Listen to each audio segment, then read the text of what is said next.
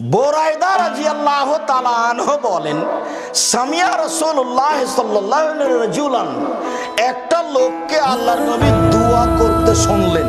লোকটা বলল, আল্লাহুম্মা ইন্নী আসআলুকা বিআন্নাকা আনতাল্লাহ লা ইলাহা ইল্লা আনতাল আহাদুস সামাদুল্লাযী লাম ইয়ালিদ ওয়া লাম ইউলাদ ওয়া লাম ইয়াকুল লাহু কুফুয়ান আহাদ।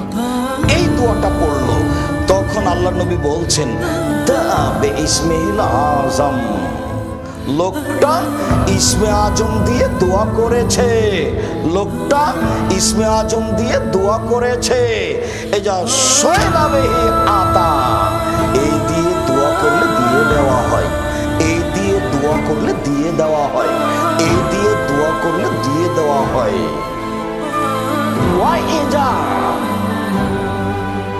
এই দিয়ে প্রার্থনা করলে আজাবা কবুল করে নেন। এই দিয়ে প্রার্থনা করলে কবুল করে নেন। এই দিয়ে প্রার্থনা করলে কবুল করা হয়। এর নাম ইসমে আজম। এর নাম ইসমে আজম। উমর রাদিয়াল্লাহু তাআলা আনহু বলেন, রাসূল সাল্লাল্লাহু আলাইহি সাল্লাম বলেছেন, আদ-দুআ বাইনাস সামাই ওয়াল আরদি মাওকুফুন। আসমান জমিনের মাঝে দোয়া ঝুলন্ত আছে, লা ইয়াসাদু, উপরে যাবে না।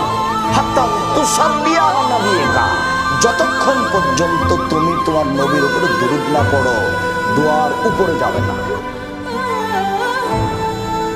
যেতে পারবে না। কেন? দরুদ পড়া নাই সেজন্য। তাহলে আগে পড়তে হবে ইসমে আজম, তারপরে দোয়া, দরুদ, তারপরে দোয়া। আপনি উঠে বললেন, আলহামদুলিল্লাহ রাব্বিল আলামিন, রব্বানা আতিনা ফিদ দুনিয়া হাসানাতাও ওয়া ফিল আখিরাতি হাসানাতাও ওয়া কিনা আযাবান্নার। চিল্লা চিল্লি ওই চই। যারা সুন্নাত পড়ছিল তাদের কোথায় সুন্নাত হারিয়ে গেল? কি করছিল?